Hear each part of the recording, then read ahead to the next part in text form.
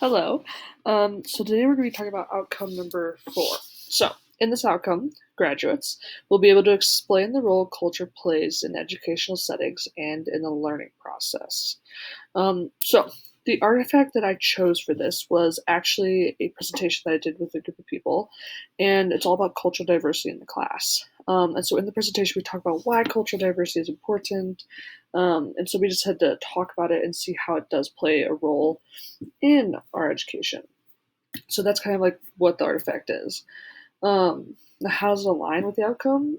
It aligns with it because we explain why culture does play a role in education, especially in your classroom because you are going to have all these kids coming from all these different cultures, different religions, different backgrounds, and they're all going to come together in your classroom. And so you have to figure out like how can I help each student to the best of their ability, and as educators we want to help students where their needs are met, and culture plays a big part of that because that's what their needs may be, and that's also what they like is their culture.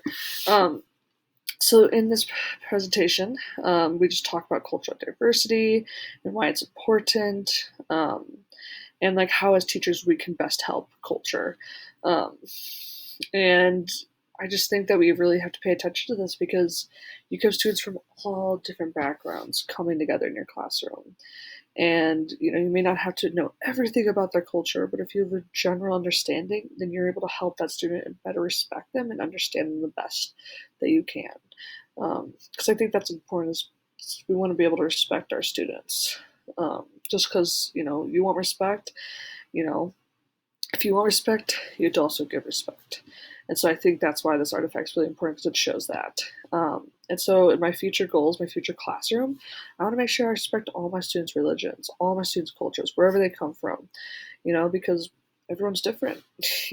America's, a melting pot of all these different religions, all these different cultures, which is beautiful. And so if I'm able to respect that and know that, then I know that that is the best way that I am able to help my students to the best of my ability. So, yes, thank you very much.